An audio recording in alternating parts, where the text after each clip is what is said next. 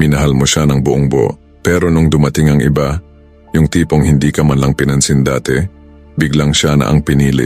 At ikaw, natira na lang sa paghihintay at sa tanong na, ano bang mayroon siya na wala ako? Kapatid, kung nakarating ka sa video na to, alam kong may bumabagabag sa'yo. Siguro matagal ka nang nagmamahal. Matagal ka nang nagbibigay. Matagal ka nang sumusubok maging mabuti. Yung tipong lalaki na laging andyan, laging nakikinig, laging handa. Pero bakit? Bakit parang hindi ka pa rin napapansin? Bakit yung mga lalaking parang wala namang pinaghirapan, sila pa yung nakakakuha ng atensyon? Bakit yung mga lalaking hindi mo maintindihan kung bakit minamahal, sila pa yung hinahabol? At ikaw na pinagdasal mo pa ang pagmamahal mo and bakit laging nasa sidelines? Tumigil ka muna sandali, huminga ka ng malalim. Di ikaw ang problema. Ang problema ay hindi mo pa nauunawaan ang tunay na batas ng atraksyon. At ang mas masakit pa, walang nagturo sa'yo. Ang tatay mo, baka hindi rin alam. Ang kaibigan mo, nagdadala lang ng kwentong barbero. Ang social media, puro kasinungalingan at fantasy. Pero sa video na to, ibabahagi ko sa'yo ang 5 uri ng lalaki na sobrang nakakaakit sa mga babae. Hindi sa forma, hindi sa pera, hindi sa mukha, kundi sa pagkatao. At hindi ito yung typical na be confident, be yourself na paulit-ulit mong naririnig. Ito ay nakabase sa Stoic philosophy, ang pinakamatandang filosofiya ng mga tunay na lalaki. Mga emperador, mga mandirigma, at mga pantas na mas pinili ang katahimikan ng isip kaysa ingay ng mundo. Kaya kung handa ka ng baguhin ang sarili mo, hindi para sa babae kundi para sa sarili mo, umupo ka, tahimik ka at makinig ka hanggang sa dulo. Dahil pagkatapos ng video na to, hindi mo na maiisip pareho kung paano kumilos bilang lalaki. Bago natin simulan, nais kong magpasalamat sa mga loyal kong subscribers sa patuloy na pagsuporta sa aking channel. Kayo ang inspirasyon ko sa paggawa ng mga bagong content. Kung bago ka sa channel ko, comment mo na kung taga saan ka. Bago tayo pumunta sa 5 uri, kailangan mo munang maintindihan ang ugat ng problema.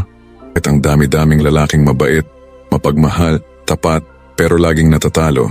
Bakit yung mga nice guy sa pelikula, sila yung protagonista, pero sa totoong buhay, sila yung iniiyakan ng hating gabi habang nagbibilang ng mga hindi sinagot na text? Ito ang katotohanan na ayaw mong marinig, kapatid. Hindi lahat ng pag-ibig ay sapat.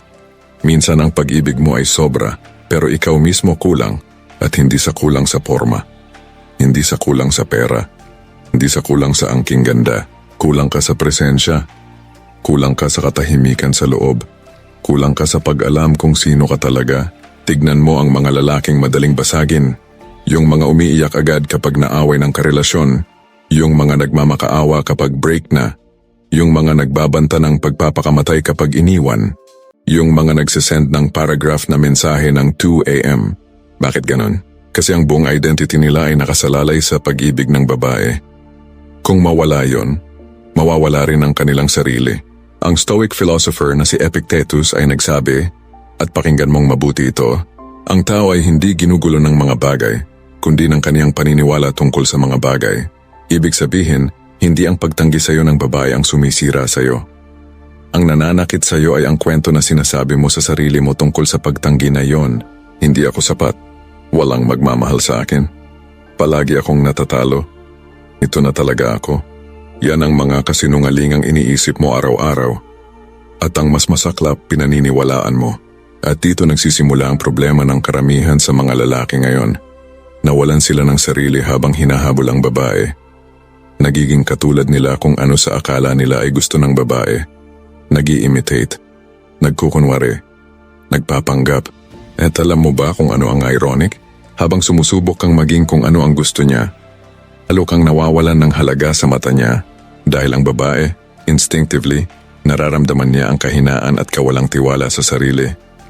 Hindi mo man sabihin, hindi mo man ipakita, nararamdaman niya sa ngiti mo, sa boses mo, sa tingin mo, sa paraan mo ng pagkilos. Ang babae ay hindi naakit sa need, naakit siya sa presence. Hindi siya naakit sa lalaking pinagdadasal siya gabi-gabi. Naakit siya sa lalaking hindi bumibitiw sa sarili kahit wala siya. At ngayon siguro nagtatanong ka, pero sir, mabait naman ako, mapagmahal, handang magbigay, bakit? Ito ang sagot, At pakitanggap mo ng buong puso. Ang kabaitan mo ay hindi katumbas ng atraksyon. Ang kabaitan ay expectation. Iniaasahan ng babae na maging mabait ang isang maayos na lalaki. Kapag hindi ka mabait, red flag ka. Pero ang pagiging mabait lang, hindi sapat para mahalin ka. Tulad ng pagkain. Ang asukal ay kailangan, pero kung asukal lang ang ibibigay mo, magkakasakit ang tao. Kailangan may asin, may pait, may konting sili. Kailangan may dimensyon ang pagkatao mo. At yun ang wala sa karamihan ng mga lalaki ngayon. Flat sila. Predictable. Madaling basahin. Walang lalim. Walang misteryo. Walang sariling mundo. Sumusunod lang sila. Nakikiuso. Nakikialam sa drama ng babae. Nakikivibe. Nakikibagay. At sa huli, walang sariling lasa. Kaya ngayon, bago ko ibigay sa iyo ang 5 uri ng lalaking nakakaakit, kailangan mo munang tanggapin ang masakit na katotohanan. Ang rason kung bakit hindi ka naakit sa babae ay hindi dahil sa kanila. Ito ay dahil sa iyo. At magandang balita yan. Kasi kung sila ang problema, wala kang magagawa. Pero kung ikaw ang problema, ikaw din ang solusyon. Bago tayo pumunta sa solusyon, gusto kong tanungin kita ng ilang bagay. At huwag kang magsisinungaling sa sarili mo. Dito lang tayo, walang nakikinig. Ilang beses ka nang sinaktan ng babaeng pinagpakumbaba mo. Ilang beses ka nang binasa ng ulan habang naghihintay sa kanya. Tapos sinabihan ka na lang na, "Sorry, busy ako kanina." Ilang gabi ka nang hindi nakatulog dahil tinitingnan mo ang last scene niya sa Messenger. Ilang beses kang umiyak sa banyo, tahimik nang walang nakakakita. Dahil natanggap mo sa sarili mo na, hindi niya talaga ako mahal. Alam mo kung bakit umaabot ka sa ganitong punto. Dahil inilagay mo ang babae sa altar. Ginawa mo siyang Diyos. Pinaniwala mo ang sarili mo na kung siya lang ang mahalin ka, saka ka lang magiging kumpleto. At ang totoo, hindi kailanman yon mangyayari.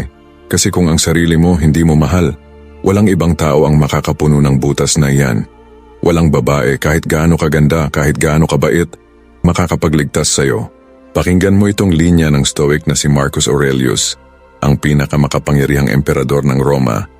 Pero sa kanyang journal, ito ang sinulat niya para sa sarili niya. Hindi mo kailangan ang pagsangayon ng iba. Ikaw na mismo ang kaibigan mo, ang kaaway mo, ang tagapagligtas mo. Ulitin ko, ikaw na mismo ang kaibigan mo, ang kaaway mo, ang tagapagligtas mo. Pero ginawa mo bang kaaway ang sarili mo? Sinisisi mo ba ang sarili mo kapag tinatanggihan ka? Sinasabi mo ba sa sarili mo na pangit ka? Tanga ka? Walang silbi ka? Hindi ka deserving ng pagmamahal? Yan ang pinakamasakit na katotohanan na ayaw mong aminin. Ang pinakamalupit na naninira sa'yo, hindi ang mga babaeng iniwan ka, ikaw mismo. Ikaw ang nagsusulat ng kwentong, hindi ako sapat. Ikaw ang nag-iisip na may mali sa akin. Ikaw ang yumuyuko tuwing may dumarating na mas matapang, mas magaling, mas matalino. At habang ginagawa mo to sa sarili mo araw-araw, nagiging invisible ka sa mga babae. Kasi alam mo ba ang secret? Ang babae, pinapansin lang ang lalaking pinapansin ang sarili. Kapag ikaw, walang pakialam sa sarili mo, bakit sila magkakaroon? Kapag ikaw pinabayaan ang katawan mo, bakit sila magkakaroon ng respeto? Kapag ikaw, walang pangarap, walang direksyon, walang misyon, bakit sila magtataya ng buhay sa'yo? Magnet ka ng kapalaran mo. Kung ano ang ikinikilos mo sa sarili, iyon ang ibabalik sa'yo ng mundo. At tignan mo ngayon ang buhay mo. Isulat mo sa isip mo, pasadahan natin. Trabaho mo. Naaakyat ka ba? Or stuck ka sa isang posisyon dahil takot kang lumipat, takot kang mag-risk, takot kang matalo? Katawan mo. 1 taon na bang walang exercise? Tinatago mo ba ang tiyan sa salamin? Umiinom ka ba ng alak para kalimutan ang mga problema? Isip mo. Kailan ka huling nagbasa ng libro? Kailan ka huling natuto ng bagong bagay? O walang ginawa maliban sa scroll ng scroll sa TikTok at Facebook? Espiritu mo. Kilala mo pa ba ang sarili mo? Kilala mo pa ba ang Diyos? O nalunod na sa ingay ng mundo? Kung lahat ng yan ay patay, paano mo inaasahang may mabubuhay na babae sa pag-ibig mo? Hindi mo kayang bigyan ng buhay ang ibang tao kung ikaw mismo ay namamatay sa loob. Dito pumapasok ang mga uri ng lalaki na gusto kong ibahagi sa iyo. Hindi ito mga personality types para maging player. Hindi ito mga tricks para mabola ang mga babae. Ito ay 5 uri ng lalaki na likas na nakakaakit. Dahil sa kung paano sila mabuhay, hindi sa kung ano ang sinasabi nila. At ang magandang balita, pwede mong maging lahat ng 5 uri na ito. Hindi ito regalo ng langit. Ito ay pagpili at pagdidisiplina. Tara, pumasok na tayo sa solusyon. Ng uri, ang lalaking may sariling mundo, the grounded man. Ang unang uri ay yung lalaking kahit hindi ka umibig sa kanya, may sarili siyang mundo. May buhay siyang hindi umiikot sa babae. Kapag tinignan mo siya, maraming nangyayari sa kanyang araw. May pinaglalaban siya, may ginagawa siya, may pinanghahawakan siya. Siya yung tipong lalaking kapag nag-text sa kanya ang babae, hindi agad sumasagot. Hindi dahil nagpapacool, kundi dahil busy siya sa mahalagang ginagawa. Pag kinansela siya, okay lang. Meron namang ibang gagawin. Kapag hindi niya makita ang babae ng 1 linggo, okay lang. May mission siya. Ang stoic na si Seneca ay nagsulat sa kanyang letter on the shortness of life. Maraming taong nabubuhay, pero iilan lang ang talagang nabuhay. Ang lalaking may sariling mundo, nabubuhay. Hindi lang nabubuhay, kundi nabubuhay ng may layunin. May pangarap siya, may goals, ginagawa para sa pamilya, sa sarili, sa paniniwala. May sariling hobby, sariling kaibigan, sariling oras na sagrado. Ang babae kapag nakita ang ganitong lalaki, natatakot siya at naakit siya kaagad. Bakit? Kasi alam niyang hindi siya ang sentro at yun ang challenge. Kung ikaw ang sentro ng buhay ng isang lalaki, boring ka agad. Walang kwenta, walang nakalarga. Pero kung ikaw ay isang parte lang ng isang malaki at mayamang buhay, gusto mong maging mahalagang parte. Gusto mong kwalipikado. Gusto mong ipaglaban ang pwesto mo. Tanong sa'yo, kapatid, may sarili ka bang mundo? O ang buhay mo ay umiikot sa pag-text, pag-stalk sa social media, at paghahanap ng babae? Kung ang buong araw mo ay inilalaan sa pag-iisip ng isang babae, patay ka na bago ka pa magsimula. Action. Magkaroon ka ng 3 bagay na pinagkakaabalahan mo araw-araw na wala kinalaman sa babae. Isang pisikal, gym, basketball, running, martial arts. Isang intelektual, pagbabasa, pag-aaral ng bagong skill, negosyo. Isang spiritual, damon, dasal, meditation, pagbabalik sa Diyos, journaling. Kapag meron ka ng 3 ito, bubuo ng bigat ang pagkatao mo. At ang bigat na yan, hindi mo na kailangang ipagmalaki. Makikita sa mata mo, maririnig sa boses mo, mararamdaman sa paligid mo. At ang babae natural na mag-i-interest. Pangalawang uri, ang lalaking may disiplina sa sarili. A disciplined man. Ang pangalawang uri ay yung lalaking may control sa sarili. Hindi siya umiinom hanggang sumuka. Hindi siya nagagalit sa maliit na bagay. Hindi siya nadadala sa ingay ng mundo. Hindi siya lumalaban sa bawat away. May sandatang panloob siya, ang disiplina. Tignan mo ang mga tunay na stoic warrior noong unang panahon. Si Cato the Younger, isang senador ng Roma, ay sadyang umiinom ng panis na tubig para sanayin ang sarili na hindi magreklamo kahit may kakulangan. Si Marcus Aurelius, emperador ng buong Roma, tutulog sa sahig sa halip na sa malambot na kama para hindi malambutin ang kanyang katawan at isip. Bakit? Kasi alam nila, kung hindi mo masasakop ang sarili mo, imposibleng may irespeto sa'yo. Ang lalaking walang disiplina, madaling basahin. Sasabihan ng babae ng isang salita, masisira na. Pagmumurahan ng lasing, maghahamon na ng away. Makakakita ng maikling palda, matatayo na ang dugo. Paggalit, sasabihin ng lahat ng bagay na pagsisisihan kinabukasan. Walang hawak sa sarili. Pero ang lalaking may disiplina, hindi siya basta-basta maapi. Hindi siya nagre-react agad. Nakikinig muna, nag-iisip. Hindi siya nagsasalita ng mga bagay para lang magpasaya o magpagalit. Sinasabi niya ang totoo, ayon sa tamang panahon. Hindi siya namimili ng paraan para madaling makuha ang gusto. Pipiliin niya ang mahirap pero tama. Sa mata ng babae, yan ang signal ng isang tunay na protektor. Kasi ang disiplinado pwede niyang protektahan ang kanyang minamahal. Hindi dahil sa lakas ng kamay, kundi sa lakas ng paghuhusga, sa lakas ng katawagan sa sarili. Pakinggan mo to, kapatid. Ang babae ay hindi naaakit sa malakas. Naaakit siya sa lalaking kontrolado. Kasi malakas lang. Hayop din yan. Pero kontrolado, tao na may puso at ulo. Aksyon. Mili ka ng isang hamon sa sarili na 30 araw mong susundin ng walang excuse. Isang buwan na walang alak, isang buwan na maagang gumigising ng 5 a.m., isang buwan na walang social media sa umaga. Bakit isang buwan? Kasi doon sinusubok ang kaluluwa mo. Doon lumilitaw kung tao ka ba o alipin ka ng gawi. At kapag natapos mo yan, mapapansin mo, may bago kang tingin sa salamin. Mas matigas ang mata mo. mas matatag ang postura mo. May nadadama kang bago sa lalaking nakatayo sa salaming yan. May respeto sa sarili. At kapag may respeto ka sa sarili, lahat ng dumadating sa buhay mo magre-respeto rin sa'yo. Kasama na ang babae. Pangatlong uri, ang lalaking hindi natatakot sa katotohanan, the honest man. Ang pangatlong uri ay yung lalaking nagsasalita ng totoo. Hindi siya umiiwas, hindi siya nagpapanggap, hindi siya nagbabago ng sinasabi depende sa kausap. Kung may ayaw siya, sasabihin niya. Kung may nakikita siyang mali, papansinin niya. Kung may sakit na dapat sabihin, hindi niya itatago. Nakakatakot ang ganitong lalaki. Hindi dahil mean siya, hindi dahil rude siya, kundi dahil hindi ka madadali sa kanya. Ang karamihan ng lalaki, sinusubukang paluguran lahat. Yes. Magkwento ang babae ng kalokohan, sasang-ayon. Magsabi ng hindi tama, tatawa lang. Humingi ng imposibleng bagay, magpipilit pa. Sa umpisa matatakot. Bakit ganun siya? Ang yabang niya? Di ko maintindihan. Pero sa katagalan, irerespeto ka niya. At hindi lang respeto, hahangaan ka niya. Kasi alam niya, kung may sasabihin ka, totoo yun. Kung sasabihin mong mahal mo siya, yun ay totoong mahal, hindi diplomasya. Kung sasabihin mong, ikaw ang pinakamaganda sa akin, paniniwalaan niya kasi hindi ka iba kapag kausap ang iba. Pakinggan mo si Epictetus, siya ay ipinanganak alipin, pero naging isa sa pinakamalalim na pilosopo ng Greece. Sabi niya, huwag kang magpapanggap na may alam kung wala. Huwag kang magpapanggap na mabuti kung hindi.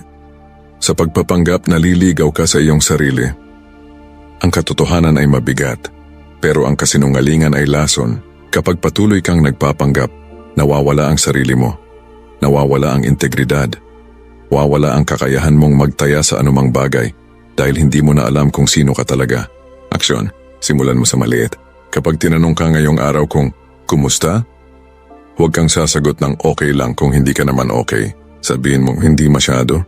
Pero lalaban ako. Kapag inimbita ka sa event na ayaw mo, sabihin mong, ayoko. Salamat sa imbitasyon. Kapag may tinanong sa'yo na hindi mo alam, sabihin mong, hindi ko alam pero aalamin ko. Simple, pero mahirap. Kasi nasanay ka ng maging complicated para masakop mo ang lahat. Pero bumalik ka sa pagiging simple. Bumalik ka sa pagiging totoo. At mapapansin mo, konti lang ang makakausap mo. Konti lang ang magugustuhan ka. Pero yung mga nagugustuhan ka, totoo ang gusto sa'yo. Hindi sa version mo, hindi sa mask mo, sa'yo. At dun lumalabas ang pag-ibig na panghabang buhay. Pang-apat na uri, ang lalaking malalim mag-isip, thoughtful man. Ang pang-apat na uri ay yung lalaking mahaba ang pisi ng utak. Hindi siya nagsasalita ng paulit-ulit. Hindi siya padalos-dalos ng sagot. Hindi siya reactive sa social media, sa chismis, sa politika, sa ingay ng kalye. Kapag may tinanong sa kanya, nag-iisip muna. Tinitimbang ang salita. Tinitingnan ang anggulo. At kapag nagsalita na, may timbang, may depth, may kinalalagyan. Ang babae, pag nakausap ang ganitong lalaki, pakiramdam niya may isang bagong mundo siyang pumasok. Ang galing ng iniisip niya. Hindi ko in-expect yon. Malalim pala siya. Tignan mo ang mga pelikula at librong pang-romansa.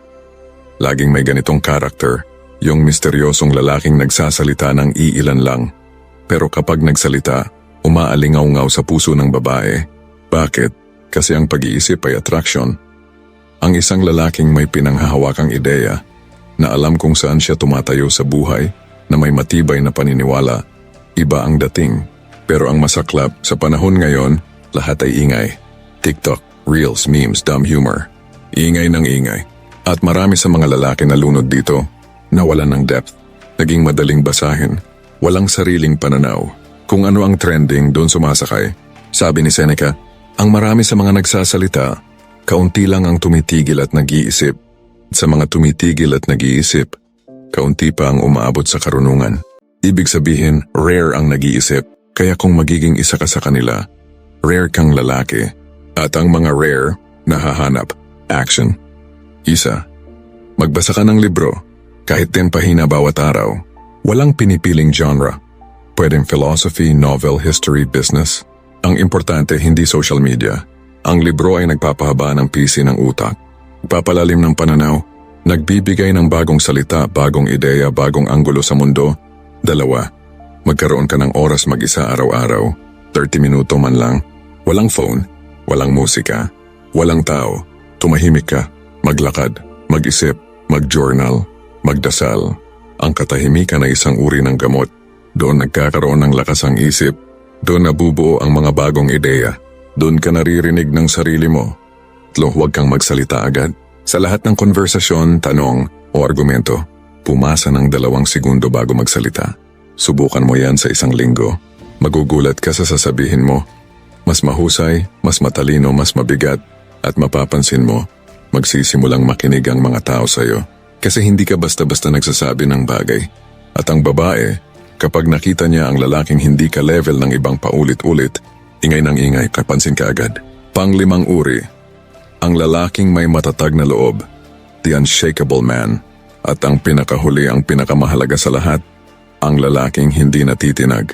Hindi siya natatakot sa pagtanggi, hindi siya natatakot sa pag-iisa, hindi siya natatakot sa kamatayan, hindi siya natatakot sa opinyon ng iba, dahil alam niya ang buhay ay hindi forever. At sa maikling panahong ito, hindi niya papayag na mamuhay sa takot. Ang Stoic philosopher na si Marcus Aurelius ay nagsulat sa kanyang Meditations, ang takot sa kamatayan ay takot sa bagay na hindi mo pa naranasan. Pero ang tunay na dapat katakutan ay ang hindi pagsasabuhay habang may pagkakataon. Tanong ko sa iyo, kapatid, ilang bagay ang hindi mo ginagawa dahil takot kang mabigo? Hindi ka nagtayo ng negosyo, baka malugi. Hindi ka nag-aral ng bagong skill, baka hindi mo kayanin. Hindi ka naglakas loob na magpakilala sa babaeng gusto mo, baka tanggihan ka. Hindi mo hinahabol ang pangarap mo, baka tawanan ka. At sa likod ng bawat may isang kasinungalingan. Hindi ako magiging okay kung mabigo ako. Pero ang lalaking matatag, alam niya ang katotohanan. Magiging okay ako kahit mabigo. Kasi hindi ang resulta ang bumubuo sa akin. Ang desisyon kong subukan, yan ang sikreto. Hindi ang tagumpay ang nakakaakit ng babae. Ang pagsubok ang nakakaakit. Ang willingness na lumaban. Ang paniniwala sa sarili kahit walang garantiya. Tignan mo ang mga babaeng naaakit sa boxer, sa atleta, sa entrepreneur, sa artist. Marami sa kanila, hindi pa successful nang pumasok ang babae sa buhay nila. Struggling pa, wala pa. Pero may isang bagay na makikita sa mata nila, hindi ako titigil. At yun ang atraksyon, hindi ang pera sa bulsa. Hindi ang sasakyan, hindi ang titulo, ang loob. Ang matatag at di natitinag na loob. Pakinggan mo itong kwento. Noong unang panahon, may isang pilosopo na nagngangalang Jose. Atira siya sa malaking banga. Literal na banga, gusto kong linawin. Walang bahay, walang damit na maganda, walang pera. Isang araw, dumating ang pinakamakapangyarihang emperador ng panahong iyon, si Alejandro ng Dakila, para kausapin siya. Jose, sabi ni Alejandro, ako ang pinakamakapangyarihang tao sa mundo. Anumang hilingin mo, ibibigay ko. Tumingin si Jose, nasa sahig siya nakahiga, humihit-hit ng araw. Sinabi niya, pwede ka bang tumabi? Nilalagasan mo ang sikat ng araw ko. Nagulat ang mga tao. Nainsulto ba niya ang emperador? Pero si Alejandro, tumingin sa kanyang mga tauhan at sinabi, kung hindi ako si Alejandro, gusto ko sanang maging si Jose. Bakit? Kasi alam ni Alejandro, yung lalaking walang pangangailangan sa labas, yun ang pinakamakapangyarihan. Siya ang hindi mabibili, hindi matatakot, hindi matitinag, at yun ang pinaka-attractive na lalaki sa mundo. Lalaking hindi mo mabibili ng pera, hindi mo mapipilit ng lambing, hindi mo mapapaluhod ng galit, hindi mo mahihila sa kalaliman ng iyong emosyon. Siya lang ang sarili niya, sa anong anggulo, sa anong oras, sa anong lugar. At ang babae instinctively, nauunawaan niya ito, nararamdaman niya, naaamoy niya sa simoy ng hangin, at mahuhulog siya. Aksyon, simulan mo ngayon mismo, pumili ka ng isang takot, isa lang, na sinusundan ng buhay mo. Tapos harapin mo siya sa loob ng 1 linggo. Takot kang kausapin ang babaeng gusto mo? Kausapin mo. Hindi bilang romantic move, bilang training. Hi, good morning. Yan lang. Tapos alis ka. Walang expectation. Takot kang mag-resign sa trabahong ayaw mo. Magsimula kang magplano. Gumawa ng CV. Mag-apply ng isang trabaho kada linggo. Takot kang magpakita ng sinulat mo, kinanta mo, ipininta mo, i-post mo. Isa lang. Tapos, okay lang kung walang mag-like.